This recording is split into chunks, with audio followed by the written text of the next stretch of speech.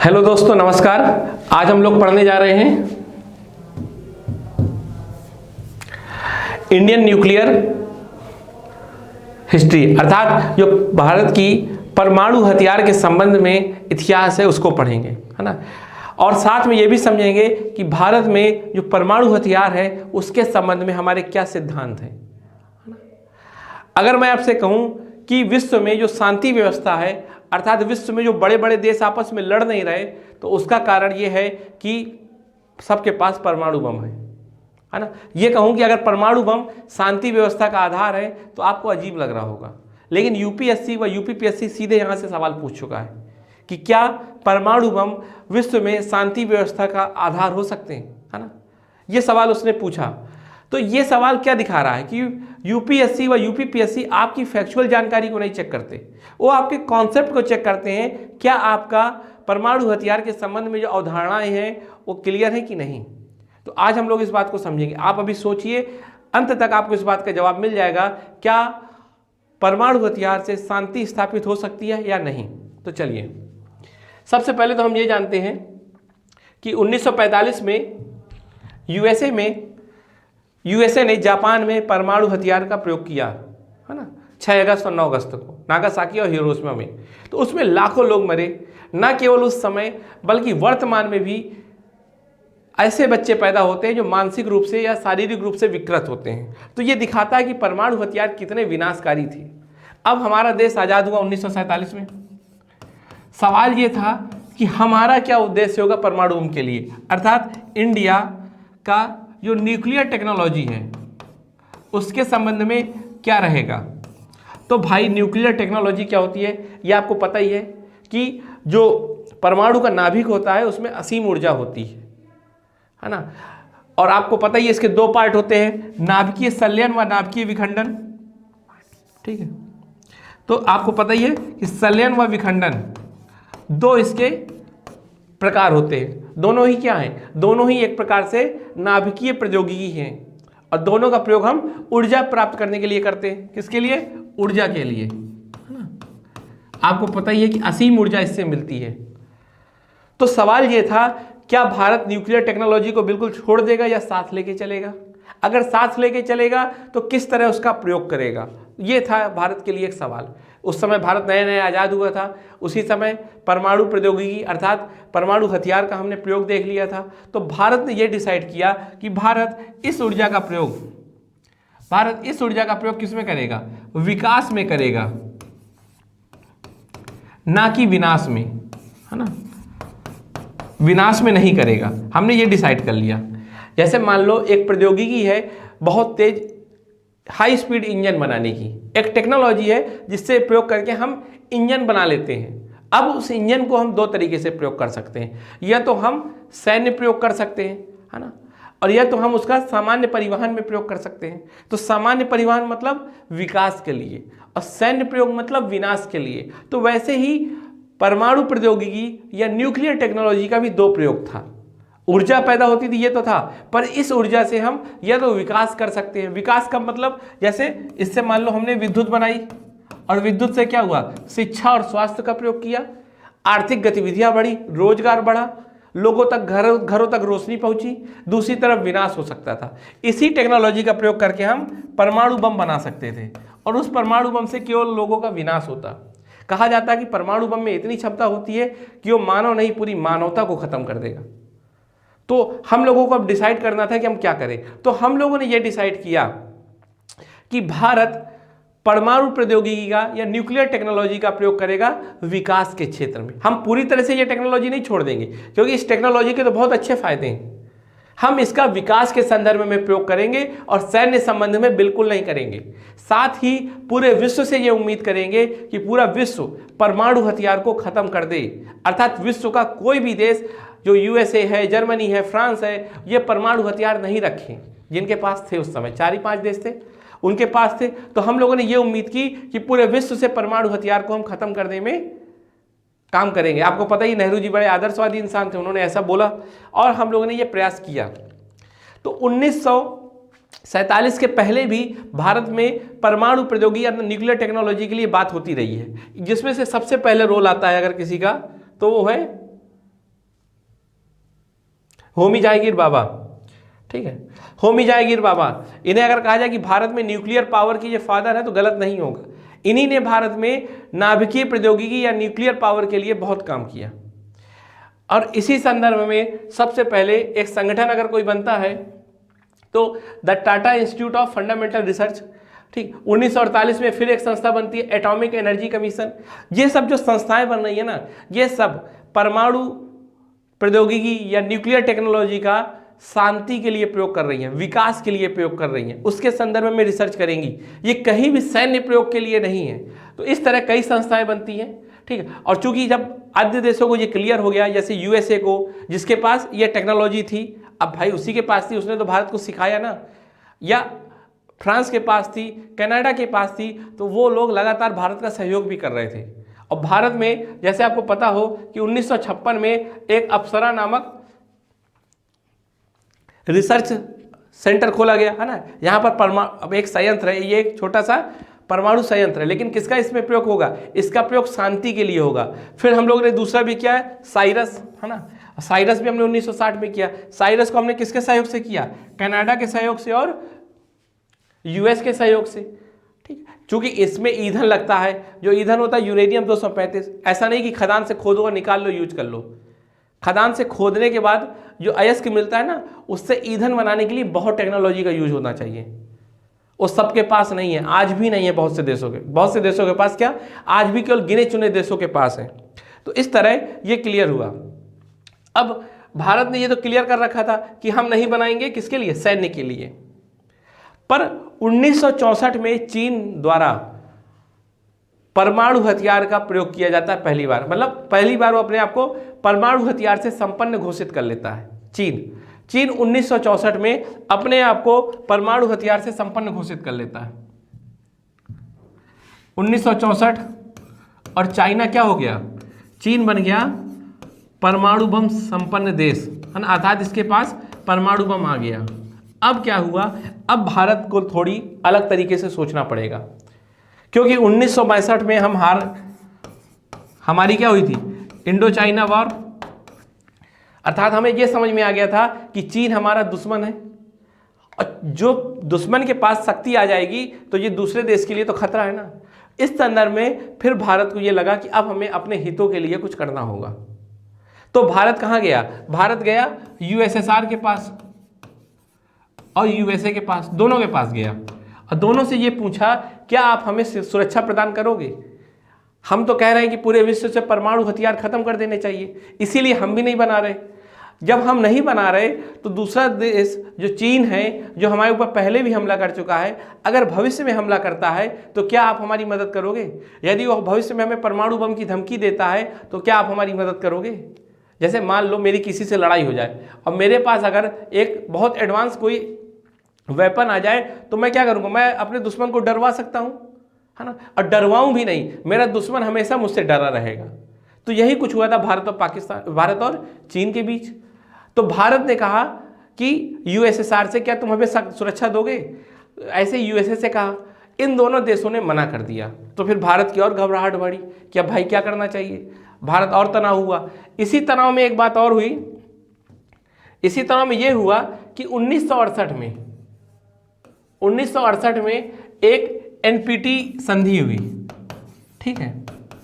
NPT, non proliferation treaty. इसमें यह कहा गया कि जिन देशों के पास परमाणु बम हथियार हैं वो तो सुरक्षित रहेंगे, लेकिन जिन देशों के पास नहीं है वो आगे कभी विकसित नहीं करेंगे। ये संधि थी। और इसको अगर कोई देश साइन कर देता तो ये कहने का मतलब था कि उसने कुछ देशों को तो ये मान्यता दे दी कि आपके पास परमाणु बम है, आप रखे रहो, लेकिन हम कभी विकास नहीं करेंगे इसका।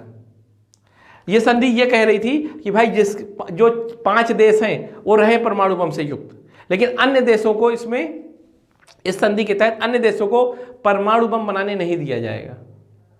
ऐसा भारत से कहा गया कि इसमें भी साइन कर दो। तो भारत ने कहा कि हम नहीं करेंगे। क्यों नहीं करेंगे? तो भारत ने यह कहा कि यह संधि भेदभाव कर रही है।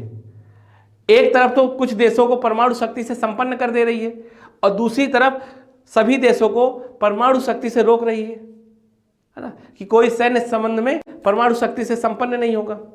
तो ये भारत ने कहा कि ये नीति क्या है, भेदभाव कर रही है, एक तरह से विश्व में दो वर्ग बना दे रही है। दो वर्ग कौन कौन से, एक वो देश जिनके पास न्यूक्लियर टेक्नोलॉजी है और एक वो देश जिनके पास न्यूक्लियर टेक्नोलॉजी नहीं है, सैन्य संदर्भ में, याद रखिएगा।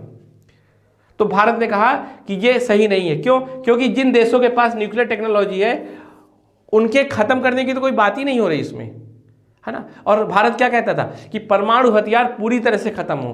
तो भारत ने कहा कि इस संधि में कहीं भी डिसआर्मामेंट की बात नहीं हो रही, अर्थात परमाणु हथियार के समाप्ति की बात नहीं हो रही। और साथ ही यह देश क्या कर रहा है, दो तरह का विभाजन कर रहा है ना। तो और साथ में एक प्रकार से देखिए इसमें क्या लिखा हुआ है, इसमें यही है कि अब भविष्य में भी भारत कोई परमाणु शक्ति से संपन्न नहीं होगा। और वहीं दूसरी ओर 1964 में देखिए चीन हो चुका है।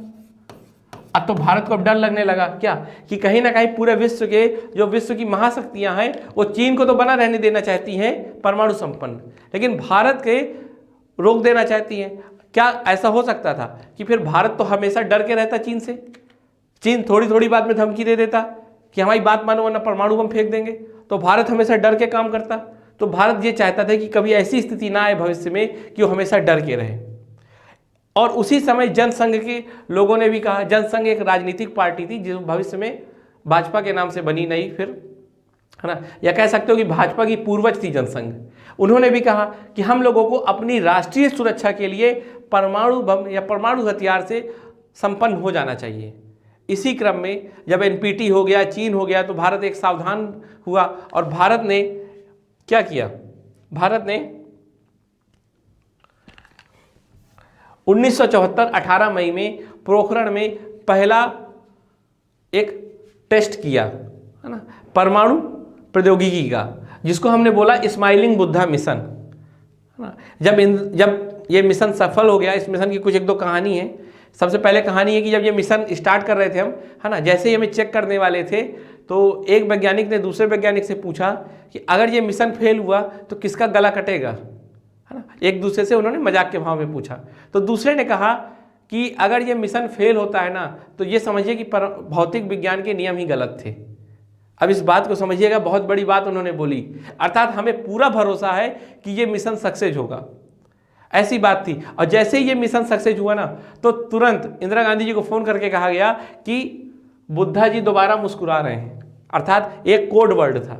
चूंकि ऐसी बातें सारी कोड में की जाती हैं, क्योंकि ये माना जाता है कि ये जब तक बातें कंप्लीट ना हो जाए मिशन, किसी को जानकारी नहीं होनी चाहिए। जैसे ही मिशन कंप्लीट होता है फिर जानकारी दे दी जाती है। जैसे ही ये मिशन कंप्लीट हुआ सबको जानकारी हो गई, फिर दूसरे देश जो विकसित देश थे इसका विरोध करने लगे। इस आधार पर विरोध कर रहे थे कि ये कहीं ना कहीं एशिया में एक परमाणु हथियार की दौड़ बना देगा। तो इसके ही विरोध में एक नए संगठन की स्थापना हुई जिसका नाम है न्यूक्लियर सप्लायर ग्रुप, एनएसजी, है ना। ये क्या है, ये निर्यात को कंट्रोल करने वाला ग्रुप था। एक क्यों बनाया गया, देखिए ये 1974 में ही बनता है और खासकर भारत की इस घटना की प्रतिक्रिया के रूप में बनता है।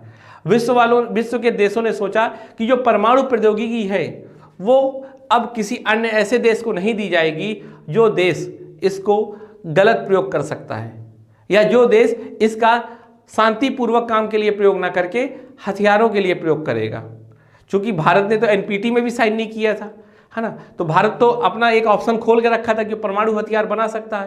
तो इस संधि में यह भी कहा कि जो एनपीटी में साइन करेगा वो इसका मेंबर बनेगा और इस मेंबर के लोग आपस में बस परमाणु प्रौद्योगिकी का या परमाणु प्रौद्योगिकी से संबंधित जो आवश्यक वस्तुएं होती हैं जैसे रिसोर्स संसाधन उसका निर्यात करेंगे।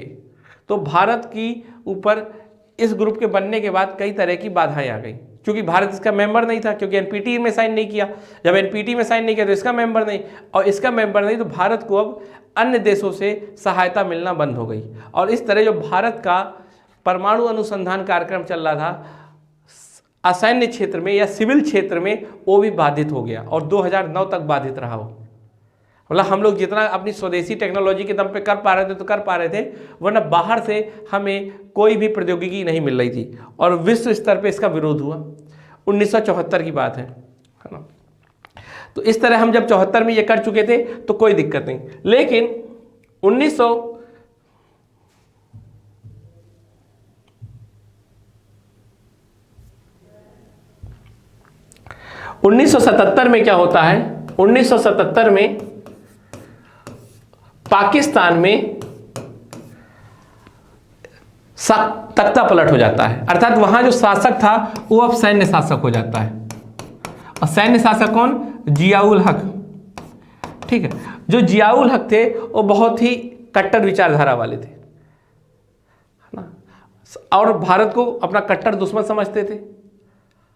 और चूंकि ये सैन्य शासक था, सैन्य शासक कौन होते हैं? सनकी टाइप के, अर्थात जिनमें कोई दबाव नहीं, वो जनता के प्रति तो होते नहीं है जिम्मेदार, उन्हें जो करना होता करते हैं, बस उनकी सीट सुरक्षित रहे, अर्थात वो हमेशा शासक पद में बने रहे।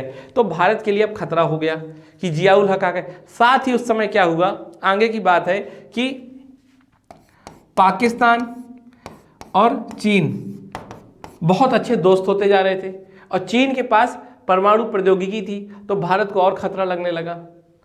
कुछ समय बाद क्या हुआ कि यूएसए भी इसी ग्रुप में जुड़ने लगा, है ना, तो भारत का अब डर बढ़ने लगा, क्योंकि ये आपस में सब मिल रहे हैं। ये 1980 के आसपास की बात है। और आपको पता होना चाहिए कि पाकिस्तान के बगल में अफगानिस्तान है, ठीक है, और अफगानिस्तान में अमेरिका की सेना नहीं कहूंगा, सॉरी, अमेरिका के संदर्भ में एक युद्ध हो रहा था जिसको हम बोलते हैं सोवियत अफगान वार, है ना। तो इसलिए अमेरिका को पाकिस्तान का सहयोग चाहिए था, क्योंकि पाकिस्तान इसके बगल में था, तो पाकिस्तान के थ्रू ही अफगानिस्तान में वो आवश्यक सामान पहुंचाता था वहाँ के मुजाहिदीनों को।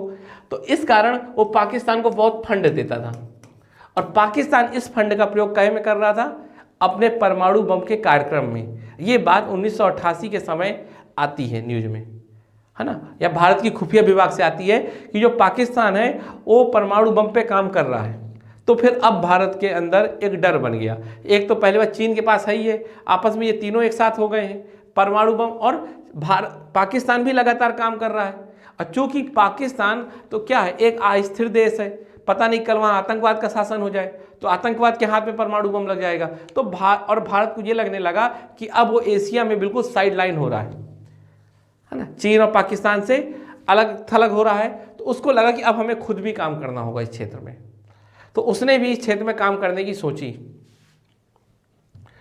फिर 1995 में तक हमने परमाणु बम बनाने की सोचा कि इसका प्रयास करें, है ना। हमारे पास देखो टेक्नोलॉजी तो आ चुकी थी, लेकिन उसको मूलतः परमाणु बम के तौर पे प्रयोग करना था। और जो हमने 1974 में किया था केवल कहा था शांतिपूर्ण उद्देश्य के लिए, ठीक है, वो पीसफुल काम के लिए था। लेकिन इसका हमें वास्तविक रूप से एक बम के रूप में प्रयोग करना था, ताकि हम खुद को कह सके कि अब हम भी परमाणु हथियार संपन्न हैं।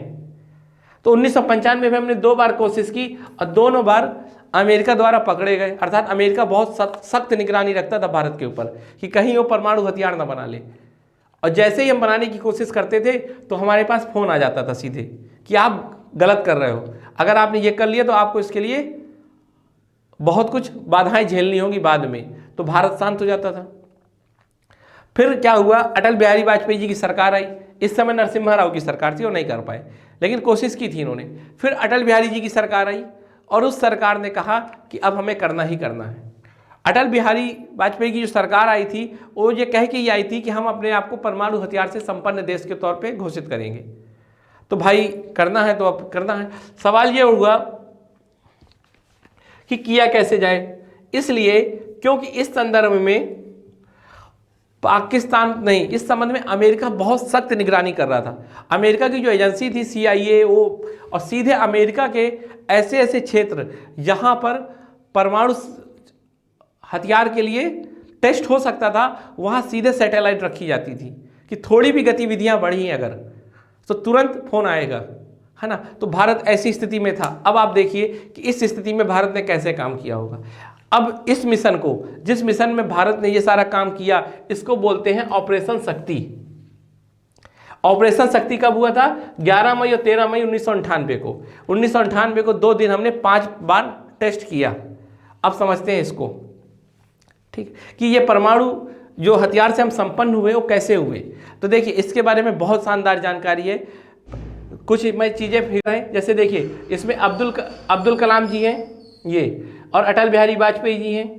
ठीक, ये देखिए एक दरार पड़ी हुई, जमीन बीच से कैसे क्रैक हो गई। ये परमाणु हथियार जब टेस्ट हो चुका उसके बाद की फोटो है। ये देखिए हम कैसे परमाणु हथियार के लिए एक सुरंग बना के उसमें मटेरियल को डाल रहे हैं, मतलब जो हमें टेस्ट करना है। और यहाँ देखिए कि अब्दुल कलाम जी सेना की ड्रेस में हैं। ये बहुत रोचक कहानी है, थोड़ी इस कहानी को समझते हैं। क्योंकि हमें पता था कि अगर हम सामान्य रूप से काम करेंगे तो हम पकड़े जाएंगे। इसके लिए हम लोग ने बहुत दिमाग लगाया। सबसे पहले तो हमने जो सैन्य क्षेत्र था वहाँ क्या है, सैनिक लोग रिहर्सल करते हैं पोखरण में एक एरिया में, तो उस एरिया में हमने क्या किया, एक स्टेडियम बनवा लिया, स्टेडियम, और वहाँ पर कुछ सैनिक हमेशा मैच खेलते रहते थे। खूब पेड़ लगवा दिए और वहाँ पर कई लोग, भीड़ खड़ी रहती थी। हम लोग ने ऐसा इसलिए किया था कि वहाँ पर जो हम लोग गतिविधि करेंगे ना, और गड्ढा भी खोदना होगा, वहाँ बड़ी बड़ी मशीनें लानी होगी, तो सीधे सैटेलाइट से नहीं दिखेंगी, क्योंकि वहाँ इतनी भीड़ दिखेगी तो लगेगा कुछ ना कुछ चल ही रहा होगा, मान लो मैच वैच के लिए काम चल रहा होगा। तो वहाँ लोग क्रिकेट खेलते रहते थे। साथ में जब वहाँ आंधी चलती थी ना बहुत ज़्यादा, तब हम सारा काम करते थे, क्योंकि आंधी धूल उड़ी तो क्या होगा, सीधे दिखेगा नहीं, विजिबिलिटी कम हो जाएगी। तो धूल, और साथ में जब वहाँ वैज्ञानिक लोग जाते थे तो भीड़ भीड़ करके नहीं जाते थे, क्योंकि ये काम तो वैज्ञानिकों का था, इसमें सैनिक थोड़ी जाएंगे। लेकिन जितने भी वैज्ञानिक जाते थे वो अपने आप को सैन्य रूप में प्रदर्शित करते थे। अब जैसे अब्दुल कलाम जी जा रहे थे तो ये कोई, अब अब्दुल कलाम नाम नहीं यूज करते थे। अब मान लो अब्दुल कलाम के नाम से टिकट कटवाएंगे बार बार, तो CIA सनक सकता था कि एक वैज्ञानिक क्यों वहाँ बार बार जा रहा है। तो इसलिए कभी मेजर के नाम से, कभी दूसरे नाम से टिकट होता था। तो हम लोगों ने बहुत गोपनीय रूप से 11 मई को परमाणु हथियार से संपन्न होने के लिए मिशन शक्ति का, है ना, जो ऑपरेशन शक्ति को हमने सफल बनाया। जब ये बात पूरे विश्व को पता चली ना, तो USA के कान खड़े हो गए कि भाई ऐसे कैसे हो सकता है। CIA को लगा हम फेल कैसे हो सकते हैं, आखिर हमें नहीं पता चला कि इतना बड़ा मिशन पूरे विश्व में हो कैसे गया, अर्थात भारत में इतना बड़ा कैसे मिशन हो गया। तो उस समय अमेरिका को एहसास हो गया था कि अभी उसके अंदर कमियां हैं बहुत, उसका खुफिया विभाग अच्छा नहीं है, और भारत अपना सफल कर ले गया। जैसे ही भारत ने ये किया, भारत के ऊपर कई तरह के बैन लगा दिए गए। आर्थिक बैन, जो भारत को सहायता मिलती थी विश्व से, वो भी बंद कर दी गई। ठीक, ये भारत को पहले से पता था, भारत इसके लिए तैयार था। और उसी समय एक CTBT करके संधि भी आई, कॉम्प्रिहेंसिव ट्रीटी बैंड।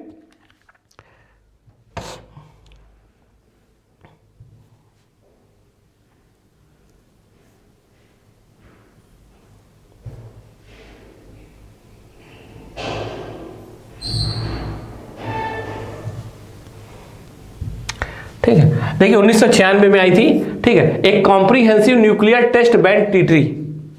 इसमें क्या कहा गया था, 1996 में आई थी। देखिए कई तरीके के वैश्विक प्रयास किए गए कि पूरे विश्व में परमाणु हथियार की दौड़ ना हो। और याद रखिएगा, जैसे ही ऑपरेशन शक्ति हुआ था ना, उसके 15 दिन के अंदर ही, हमने तो 5 बम का प्रशिक्षण किया था, लेकिन 15 दिन के अंदर ही पाकिस्तान ने 6 बम का प्रशिक्षण किया, है ना, 6 बम को टेस्ट किया। अर्थात 15 दिन में ही एशिया में 2 परमाणु शक्तियों का जन्म होता है, और पूरा विश्व इससे एक डर जाता है कि चूंकि ये दोनों देश एक दूसरे से लड़ते भी रहते थे, तो उन्हें लगता है कहीं ऐसा ना हो कि परमाणु बम की होड़ लग जाए और विश्व की शांति के लिए खतरा हो जाए। उसी समय एक संधि आई थी, comprehensive nuclear test ban treaty.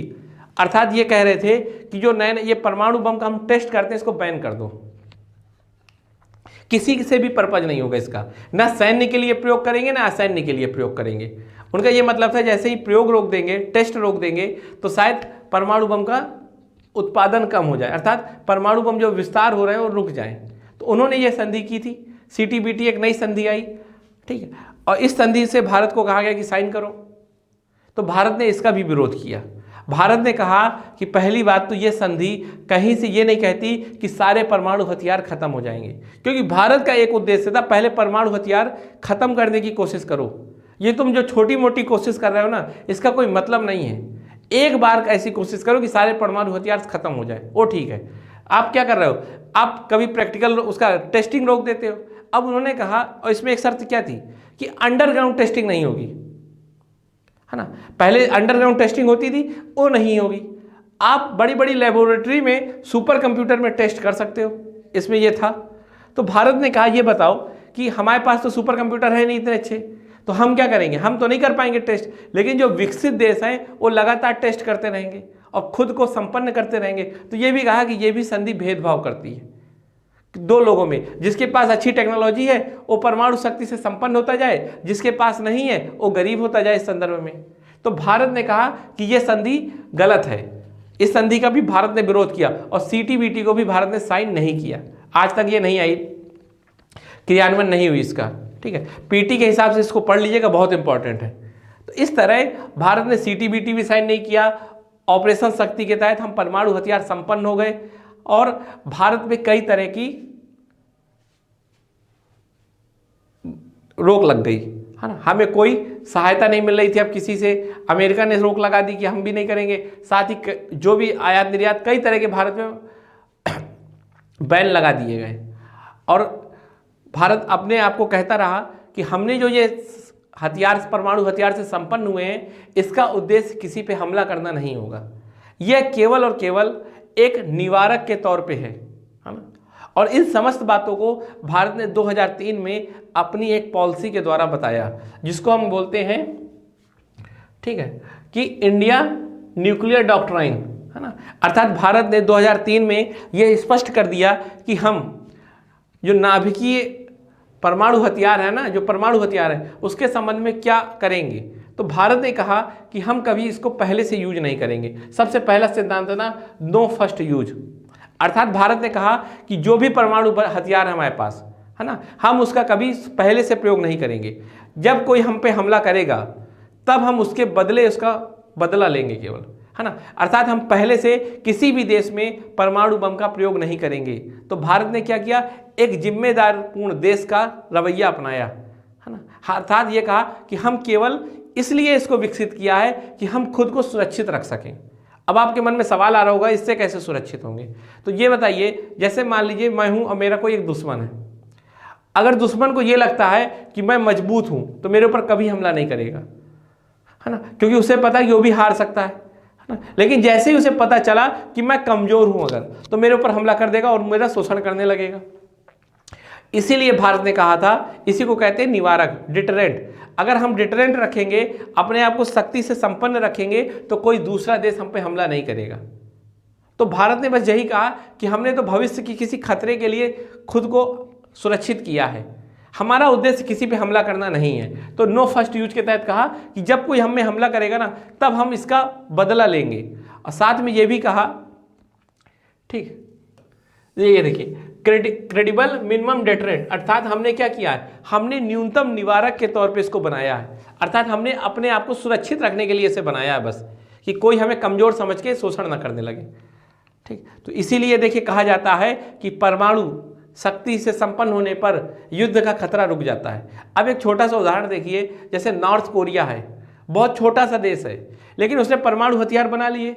अब अमेरिका उस पर सीधे हमला करने से भी डरेगा, है ना। आप देखिए कि इराक पे अमेरिका ने तुरंत हमला कर दिया था, इराक को पूरा खत्म कर दिया था। अगर इराक के पास उस समय परमाणु हथियार होते तो शायद इराक पे कभी हमला नहीं करता हो। क्यों? क्योंकि हमेशा डरता। ऐसे ही नॉर्थ कोरिया ने बुद्धि लगाई और कहा क्या कि हमने खुद को सुरक्षित करने के लिए किया है ये। तो वैसे ही भारत ने कहा कि हमने न्यूनतम निवारक के तौर पे ऐसा प्रयोग किया है। अब भारत और नॉर्थ कोरिया की कोई तुलना नहीं है, वो सनकी राजा है, कुछ भी कर सकता है। भारत एक जिम्मेदार देश है। साथ में हमने ये भी कहा कि यदि कोई हम में हमला करेगा परमाणु बम से, तो हम जब बदला लेंगे ना, तो उसकी डिग्री इतनी ज़्यादा होगी कि पूरा देश तबाह हो जाएगा, है ना। ये नहीं कि आपने हमें एक बम मारा तो हम एक ही बम मारेंगे, फिर हम ख़त्म कर देंगे पूरी तरह से, ये भी कहा। साथ में ये भी कहा परमाणु नीति के मतलब परमाणु हथियार के संबंध में जो हमारी नीति थी, ये भी कहा कि यदि हम में कोई बायोलॉजिकल वेपन्स यूज करता है ना, तब हम उसके ऊपर परमाणु बम का प्रयोग कर सकते हैं। और कोई ऐसा देश अगर हम पे हमला करता है, मान लो जिसके पास परमाणु बम नहीं है, तो हम उसके ऊपर परमाणु बम का प्रयोग नहीं करेंगे। आप देखो भारत की ये सब नीतियाँ 1999 में कारगिल युद्ध हुआ और उस समय भारत ने कहीं ये धमकी नहीं दी परमाणु हथियार की। तो अर्थात भारत एक जिम्मेदार पूर्ण देश था। साथ में भारत ने यह भी कहा कि हमारा जो परमाणु बम पे नियंत्रण रहेगा ना, वो एक लोकतांत्रिक सरकार का रहेगा, किसी सेना का नहीं रहेगा, क्योंकि सेना जनता के प्रति जवाबदेही नहीं होती है ना, सेना जनता का कल्याण नहीं चाहती। मतलब डायरेक्टली बात बोला कि जनता के प्रति जवाबदेह कौन होता है, जनता के प्रति जवाबदेह होता है लोकतांत्रिक सरकार, और लोकतांत्रिक सरकार के ही अंडर पे आती है सेना। सेना का सीधे जनता से संबंध नहीं होता है ना। अब आप इसको भावुक मत हो जाइएगा कि कई लोग भावुक हो जाएंगे भारतीय सेना के संदर्भ में, ठीक। तो ये हो गया। फिर दूसरी बात यहाँ पर एक आती है कि हम लोग हमेशा न्यूक्लियर वेपन को ख़त्म करने की बात करेंगे। तो ये सब भारत का जो डॉक्ट्रिन था वो था। अब भारत ने जब ऐसा सिद्धांत बनाया तो पूरा विश्व थोड़ी बहुत भारत के प्रति सहानुभूति रखने लगा, है ना, और उन्हें लगने लगा कि चलो भारत सही काम कर रहा है। साथ में ये भी कि भारत एक जिम्मेदार देश रहा है शुरू से, है ना, उसका इतिहास ही है कि आज तक उसने किसी पे हमला नहीं किया। तो फिर देशों का भारत पे भरोसा बनने लगा। और चूंकि आपको पता ही है कि 2008 में 2008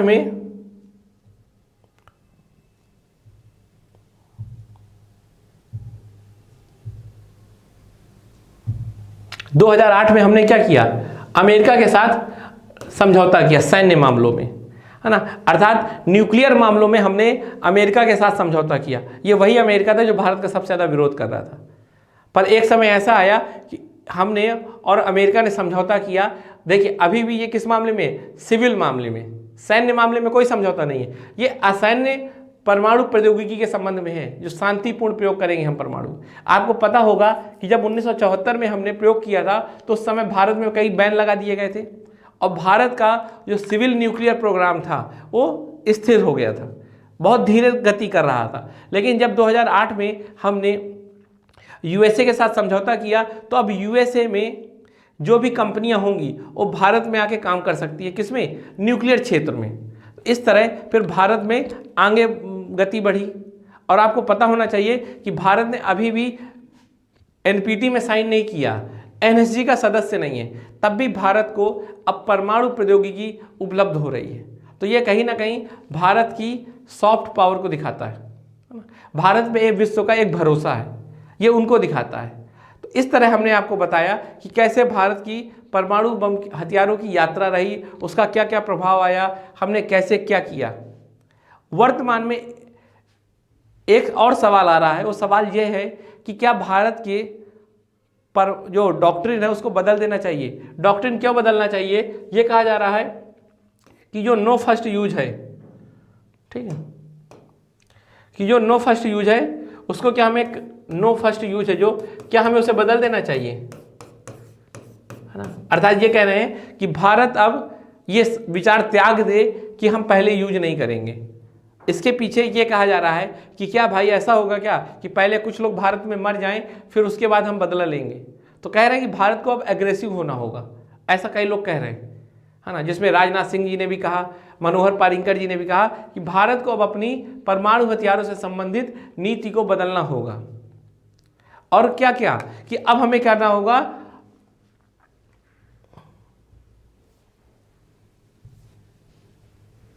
अब हमें करना होगा कौन सी नीति, ठीक है, नो फर्स्ट यूज, अर्थात अब हमें इस नीति का त्याग करना होगा। ऐसा कहा, क्यों कहा, क्योंकि वर्तमान में जो भी देश हैं वो लगभग इसी को फॉलो कर रहे हैं, नो फर्स्ट यूज। अर्थात अब ऐसा मत मानना कि हम पहले प्रयोग नहीं करेंगे, हम पहले भी प्रयोग कर सकते हैं। तो ये है, इसमें देखिए कौन कौन से हैं, जैसे यूएसए, रसिया, यूके, पाकिस्तान, इजराइल, फ्रांस, ये सब ऐसे देश हैं जो कौन सी पॉलिसी को फॉलो करते हैं, नो फर्स्ट यूज, अर्थात हम पहले भी प्रयोग कर सकते हैं, केवल रिटेलिएट करने के लिए प्रयोग नहीं करेंगे, ऐसा बोला। तो फिर भारत को लगा क्या हमें भी बदलना चाहिए। तो अब आप विचार करिए, क्या भारत को ये बदलना चाहिए कि नहीं बदलना चाहिए, है ना। देखिए वर्तमान में यदि भारत को अपने आप को एक जिम्मेदार देश के रूप में दिखाना है, क्योंकि वर्तमान में ना भारत को यूएनएससी में स्थायी सदस्यता चाहिए, और स्थायी सदस्यता तभी मिलेगी जब भारत एक जिम्मेदार देश के रूप में अपने आप को साबित करेगा। तो यदि भारत को जिम्मेदार रूप में साबित करना है तो शायद भारत को इस तरह की अभी बातें नहीं करनी होगी।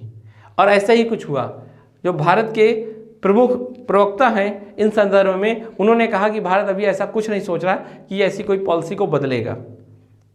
साथ में अगर हम ऐसा अपनी पॉलिसी को बनाते हैं तो कहीं ना कहीं दक्षिण एशिया में चीन और पाकिस्तान के साथ हमारे संबंध और कटु हो सकते हैं, है ना। तो इस कारण भी हमें अभी इन सब बातों से अपने आप को दूर रखना होगा, क्योंकि आपको एक बात बता दूं, परमाणु हथियार के मामले में चीन हमसे बहुत ज़्यादा आगे है और पाकिस्तान भी हमसे थोड़ी आगे ही है, ठीक है। तो अभी हमें एक संतुलित दृष्टिकोण अपनाना होगा और हम सीधे नहीं कह सकते कि हम इसको बदलेंगे, अभी उचित समय नहीं है, ठीक। तो चलिए, इस पर अगर आपके कोई विचार हो तो आप भी मेरे से साझा करिएगा।